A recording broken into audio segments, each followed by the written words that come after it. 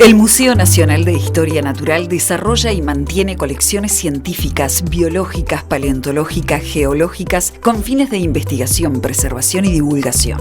Estas actividades son críticas para el desarrollo de la ciencia, de la tecnología y la cultura, la democratización del conocimiento y la recreación, constituyendo además atractivos turísticos. Dentro de sus colecciones, algunas de las que ya hemos ido presentando durante todo 2019, se destacan la de botánica, que cuenta con un herbario de aproximadamente 80.000 plantas. Entre ellas se destacan los importantes herbarios de Archavaleta, Osten y Legrand. También la de zoología, subdividida por grupos zoológicos que destacan por su representatividad, las colecciones de arácnidos, de peces, de moluscos, de anfibios, aves, mamíferos, reptiles, entre otras. Y la de paleontología, que es la que vamos a presentar esta mañana en la televisión pública.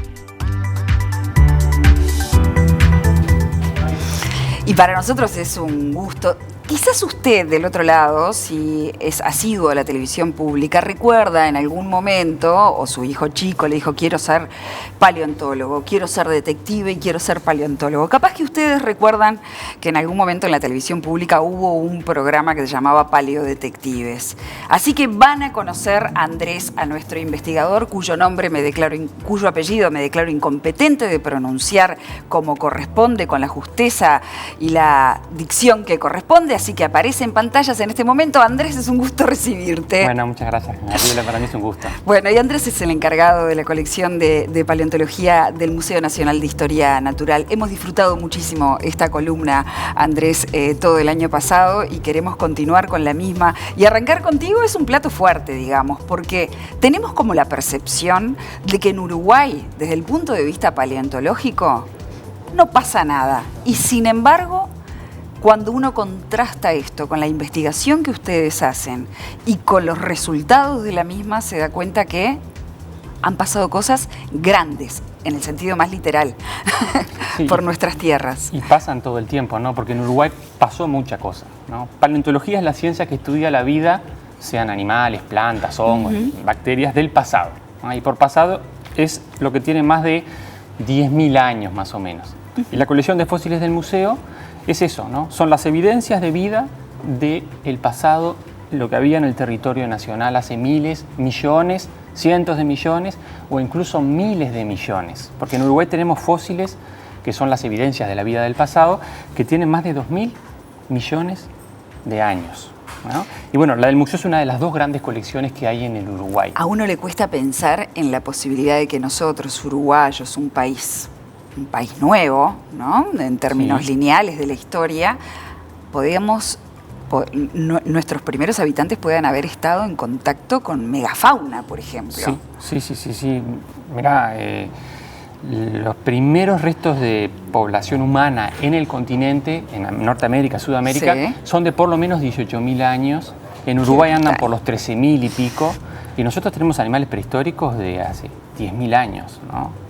Animales extraordinarios.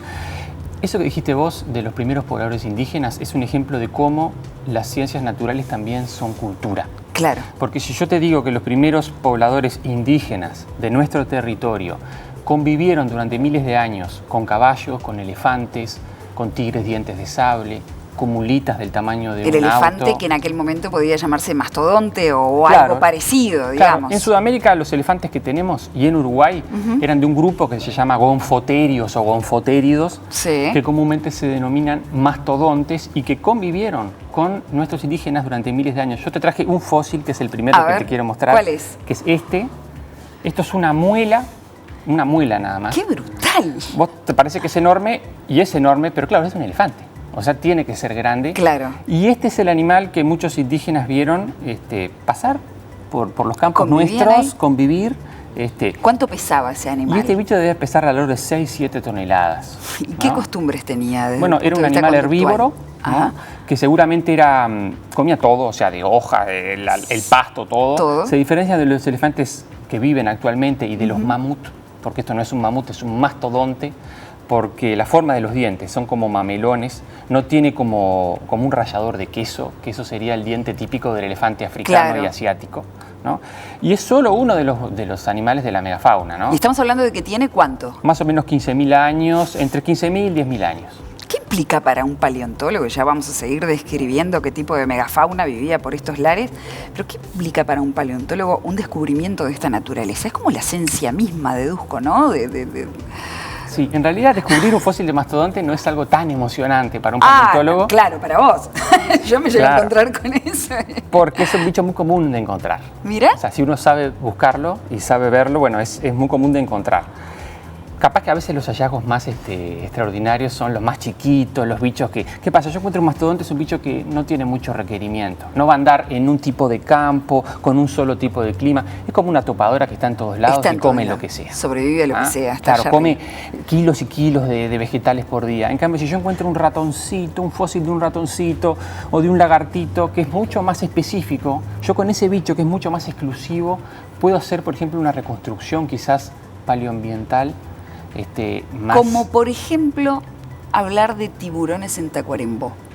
Claro, en realidad sí, tiburones en Tacuarembó, estamos hablando de unos tiburones que había, que se llamaban Prioibodus, ya hace 150 millones de años, que eran de agua dulce y que pertenecen a un grupo, a una edad, que es nuestro parque jurásico, se les dice. Sí. Y bueno, es sorprendente porque una vez se encuentra fósiles en la Formación Tacuarembó que también están en África, y de animales que son no marinos, sino de dulce acuícola, de agua dulce. No se dice cómo es posible que animales de agua dulce estuvieran en Uruguay y también en África, el mismo animal chiquito que tampoco puede cruzar un océano. ¿Y cómo conecta? Bueno, porque estaban unidas, ¿no? O sea, estaban unidos los continentes. Claro. Fíjate los viajes que uno puede hacer cuando tiene una cabeza temporal, que trabaja en millones de años. Yo a veces me paro arriba de un granito, o de un basalto, o de un yacimiento con fósiles, y les digo a la gente, cuando esto se depositó acá en este lugar, en este territorio, no existía, no Uruguay, no existía, por ejemplo, Sudamérica como continente.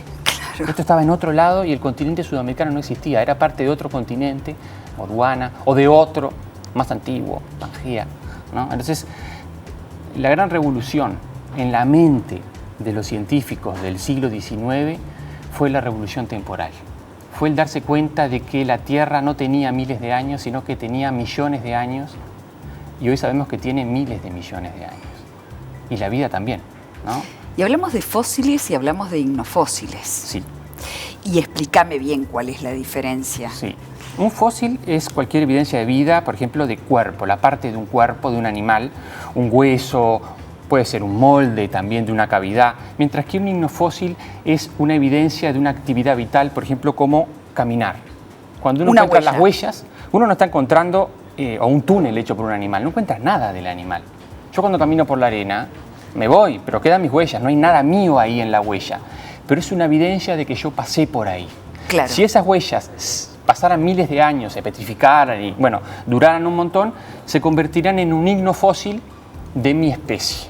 Claro, ¿y cómo se puede hacer o cómo es el proceso por el cual se puede conservar una huella durante millones de años? Sí, porque en Uruguay hay, por ejemplo, huellas de dinosaurios. Huellas de dinosaurios. Sí. En lugares donde había desierto antes. Sí. Entonces uno se pregunta, ¿y cómo es que en la arena, donde no hay aparentemente rastros de humedad que puedan dejar la huella marcada, eso se conserva durante millones de años? Y no se puede conservar así, en arena seca no. Lo que pasa es que parece que en el desierto este famoso de Botucatú había zonas más húmedas donde había un poco de barro. Bueno, pasó el dinosaurio, dejó sus huellitas o sus huellotas, porque algunas tienen 1 metro prácticamente de diámetro cada huella, y eso rápidamente tiene que haber sido enterrado por un sedimento fino, por una ceniza volcánica, para dejarlo protegido de la lluvia, el sol, el viento, y eso después se endurece. Claro, es muy difícil que pase, pero pasó. Y ustedes las tienen. Claro, pero lo que pasa es que estamos hablando de millones y millones de años y cada tanto es tanto el tiempo y son tantos los animales que algo se preserva. Yo siempre hablo de huesos de animales, pero no me quiero olvidar que también están los ignofósiles, están los palinólogos, que son los que estudian el polen, están los paleobotánicos, están los que estudian insectos fósiles. Mi esposa, por ejemplo, estudia insectos fósiles de casi 300 millones de años, que eso también tenemos, ¿no? Qué maravilla. Y uno con esa dificultad para ver la vida a través del tiempo, ¿no? Sí. Y circunscribirnos al presente o a un pasado reciente muy corto, sin embargo puede estar en contacto con una actividad de millones de años caminando por una playa y encontrando un pedacito de fósil. Sí, yo ahora con el tema del WhatsApp y las redes sociales siempre recibo fotos de gente que parece que encontró algo. Bueno, si esto es un fósil, esto es una rueda de bicicleta, yo qué sé, hay de todo, ¿no? Claro. Pero no son tan raros los fósiles como uno podría pensar. Quiero mostrarte una cosita más. Móstrame antes eso. de que se termine el tiempo. Esto es una garra que también forma parte de la colección del museo. ¿De qué puede ser esto? ¿No? Esta garra tan grande, bueno, es de un perezoso gigante que se llamaba Megaterio, que llegaba a pesar más o menos 6.000, 5.000 kilos, estando vivo. Es de la megafauna de la era del hielo y vivió también con nuestros primeros pobladores indígenas. Era un bicho herbívoro. Y bueno, de este animal tenemos un montón de fósiles en el museo. Tenemos literalmente más o menos 500, 600 fósiles de este tipo de animal. Andrés, se nos fue el tiempo más que volando. Realmente un gusto, un placer, un material sustantivo el que traes acá, y queda hecha la invitación para que las personas puedan ir al museo y visitar esta, entre otras tantas exposiciones. Bueno, para mí un gusto y a las órdenes. Estamos acá. Gracias, Andrés. Sigue, Sole.